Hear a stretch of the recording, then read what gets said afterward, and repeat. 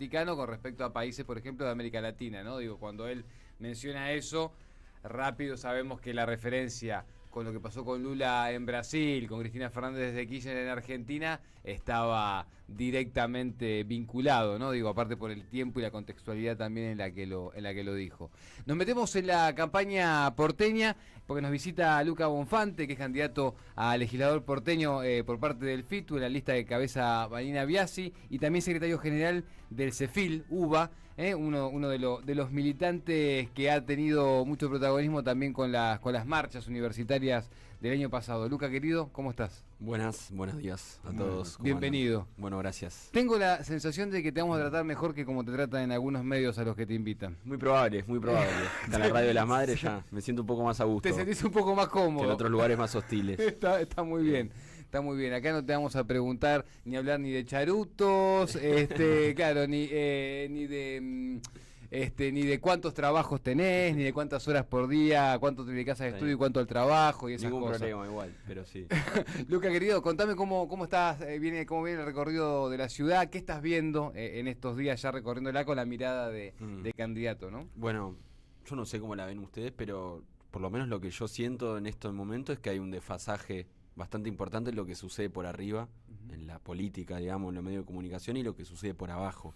Veo, de hecho, las principales redes sociales, los candidatos, y hacen así, ¿no? Medio teletubby, bailecitos, qué sé yo.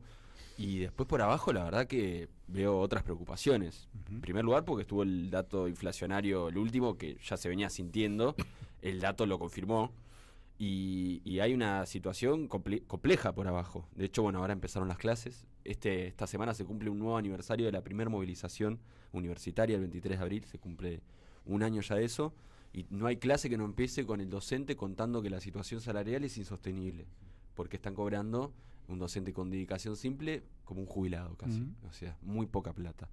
Entonces yo veo un desfasaje en el sentido de que la campaña electoral va a un ritmo, plantea unas temáticas, si está pintado o no el obelisco, y después por abajo hay otra realidad ligada a los alquileres, ligada a las jubilaciones, ligada al problema de los salarios, ¿no? Porque hay muchas paritarias incluso del sector formal que quedaron muy atrasadas a lo que es el dato inflacionario.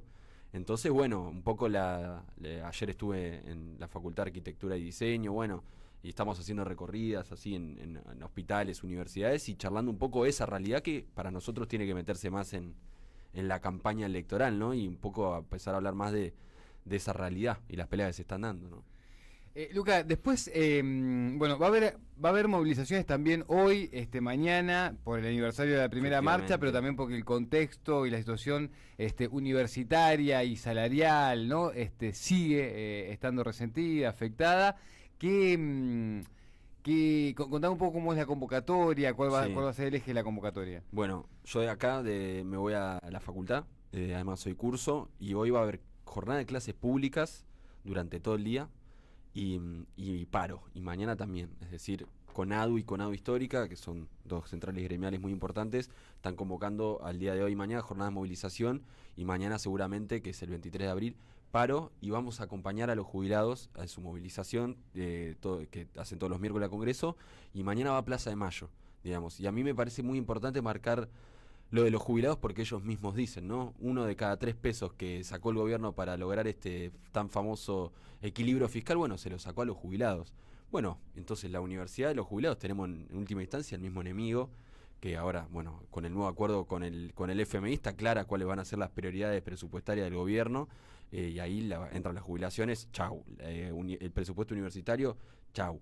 Y se está pensando una movilización, una tercera movilización, ustedes recuerdan, estuvo la del 23 de abril, estuvo la del 2 de octubre, para la segunda semana de mayo, lo cual a nosotros nos parece muy importante volver a poner este tema sobre la mesa, porque también vemos que hay sectores del universitarios como que parece que se olvidaron la cuestión, ¿no? Se está diciendo que se está tratando una ley presupuestaria universitaria en el Congreso, entonces hay un sector, le voy a decir con nombre y apellido, el radicalismo, está apostando toda esa rosca y se olvidó del tema presupuestario, no lo mencionan, tiene sus candidatos que pasan por ahí, no lo mencionan. Entonces nosotros nos parece muy importante salir a la calle y hacerlo de la mano de los jubilados, ¿no? Que vienen peleando y vienen estando al frente de lo que para mí es la resistencia a este gobierno. Viste que, bueno, por supuesto en estas horas analizando mucho lo que pasa con lo que dejó en realidad la muerte del Papa Francisco. Se reflotaron muchos discursos de él, muchos comentarios en entrevistas, en exposiciones públicas. Y una de las primeras, cuando fue aquel encuentro de la juventud en Brasil, habla de cómo el sistema, ¿no? De cómo este capitalismo al que habíamos ido o estábamos yendo, afectaba a las dos puntas, ¿no? Aislándolas, a los jóvenes y también a los viejos. Entonces hablaba de la necesidad del compromiso de las juventudes y también de la necesidad de que los viejos no se callen, ¿no? O lo decía así, en palabra más, palabra menos, era el concepto. Y casualidad, digo, el año pasado, y la Argentina sirve como, me parece, ejemplo de eso, los que están marcando la agenda del reclamo y de la demanda, incluso empujando a la CGT, a las centrales obreras y demás, bueno, son los jóvenes estudiantes y los viejos todos los miércoles. Sí, ni hablar. Además, creo que contra cualquier idea de desechar a la vejez, ¿no? Porque la discusión de las jubilaciones va más allá también de la jubilación que perciben, que es 350.000 pesos por un bono, ¿no? Es una idea de descartar a las personas cuando llegan a determinada edad porque ya no sirven para el mercado laboral. Y yo, que voy todos los miércoles que puedo a bancarlos, cuentan también lo que está sucediendo con, por ejemplo, los remedios del PAMI, ¿no? Que recortaron los remedios que sirven para paliar el dolor, ¿no? O sea, es muy simbólico. Están paliando los remedios como la morfina, que sirven para sufrir menos, los están recortando. Y hay muchas personas que ya no tienen más nada que perder y van todos los miércoles a bancar la parada.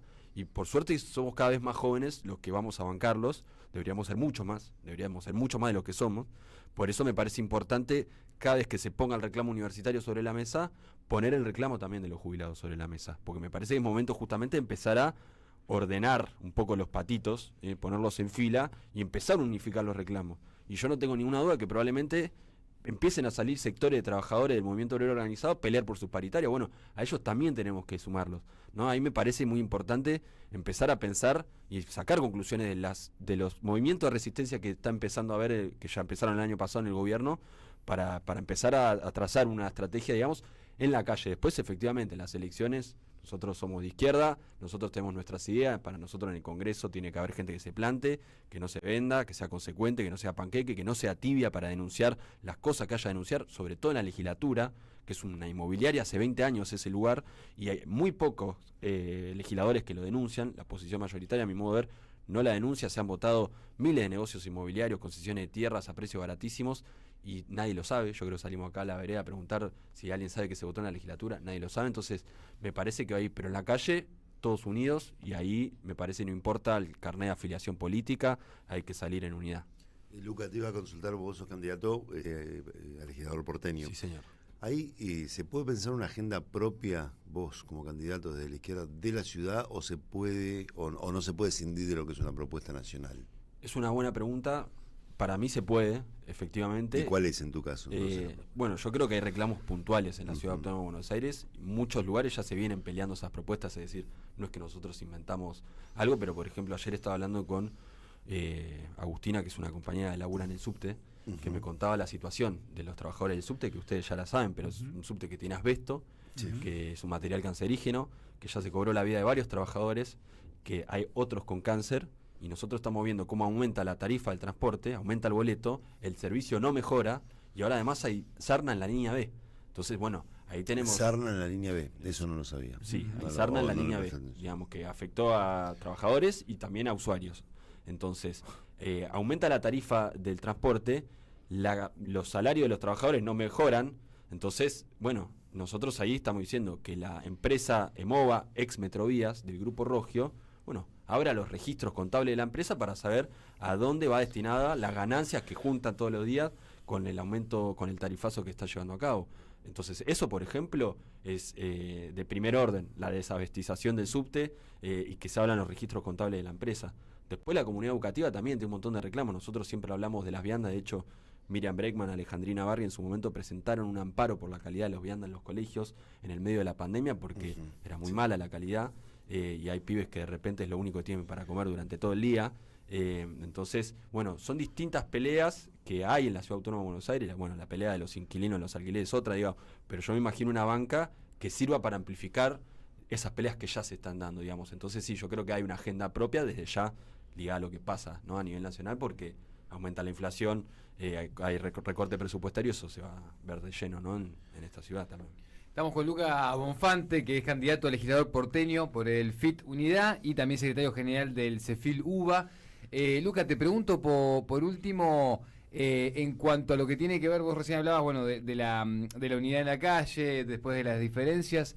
¿Qué es lo que tiene distinto, para cerrar con eso, la propuesta del FIT del resto de las fuerzas, ¿no? Y bueno, sobre todo de las fuerzas oficialistas, ¿no? Que digo, en términos nacionales y porteños, que no saben todavía si unirse, no unirse. Bueno, por supuesto va a depender mucho también de lo que pase en la ciudad de Buenos Aires cuando sepan cuánto vale la Libertad Avanza y cuánto vale el PRO a esta altura, ¿no? Bueno, partiendo de lo que se estuvo charlando estos días, ¿no? La Argentina acordó, bueno, la Argentina no, el gobierno de Javier Milei acordó el acuerdo número 23 con el FMI.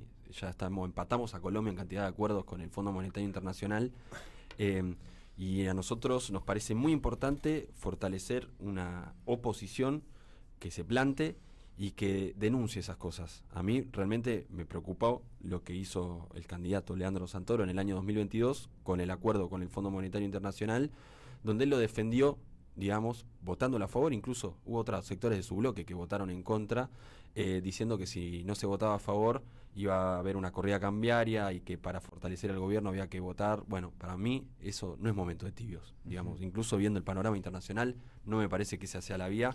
Entonces yo quiero fortalecer una posición que se plante de verdad, que no denuncie las cosas solo en campaña electoral y bueno, que sirva para amplificar estas peleas. Gracias, Luca. Gracias a ustedes por el espacio. Gracias. Bueno, sigamos al cierre, ¿qué decís? Dos cositas que otro día podemos charlar con Luca, que lo escuchaba y pensaba, digo, porque siempre se habla de los libertarios como los que sedujeron a los jóvenes para la política en este tiempo de indignación, de ruptura. Y lo he visto con mucha sorpresa y atención a Luca en los medios, en otros medios, en los televisivos, discutiendo con la antipolítica, con expresiones digo que es un debate que podemos dejar abierto para otro momento. Mi familia es tradición militante, mi abuela fue montonera, mi vieja militó en la JUM Medicina, mi viejo de izquierda, digamos, pero yo reivindico, como decía el papá de Pablo Grillo, la tradición militante que hay en este país. Bueno, y la memoria también, ¿no? Digo, y sería interesante, digamos, un debate entre jóvenes también, digo, porque no todo el militante político o el que se acerca a la política es libertario. Claro. Una cosita antes de irnos, recomiendo una nota en la BBC sobre la relación de Papa Francisco José Mario Bergoglio con Esther Baliestrino de Carriaga, fundadora de Madre de Plaza de Mayo, a quien se conocieron en la juventud. Este era más grande, química, laboraban en un laboratorio acá por 11, ella tenía 35, él tenía 16 cuando entró como técnico y él dijo, me enseñó a pensar. Digo, la relación de Bergoglio, luego Francisco, bueno, de Bergoglio con Esther de Carriaga está contada, ya se sabía, la conocíamos, aquello estamos en primo, pero la BBC hace una muy buena nota de ayer en Oliva. No, volver a insistir con la solidaridad con Roberto Navarro, que fue brutalmente agredido ayer en el centro 100%, sí, solidaridad con Roberto, que es una cobardía pegarle por la espalda, así como hicieron, y es grave, sí. Exacto, y ayer después de palabras violentas para con los periodistas, ¿no? Del presidente de la Nación, Javier Milei, lo cual en algún momento tienen que tomar registro que eso agita la calle, agita la violencia. Nos reencontramos mañana con un buen comienzo. Gracias, Luca, por venir. Gracias a ustedes. Gracias a Gustavo Cirelli. Por venir. Gracias, Daniel Rosso. Gracias siempre por estar. Nos reencontramos mañana a las 7 de la mañana. Quédese que ya llega Roberto Caballero con equipazo. Gracias, Silvio Soler. Gracias también ahí a Lea Andesa, Juan Pablo Fierro, Gary Castro ahí en la producción y coordinación. Nos reencontramos mañana a las 7. Chau. Buscamos contarte lo que no te cuentan.